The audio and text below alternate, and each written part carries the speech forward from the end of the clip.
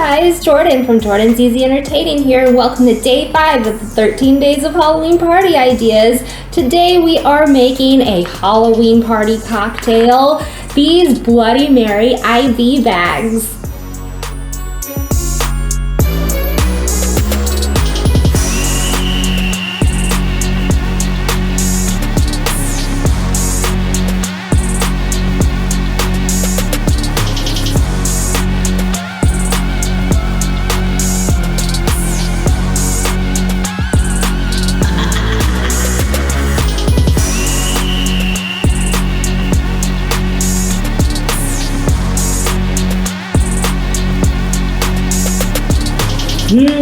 That's good.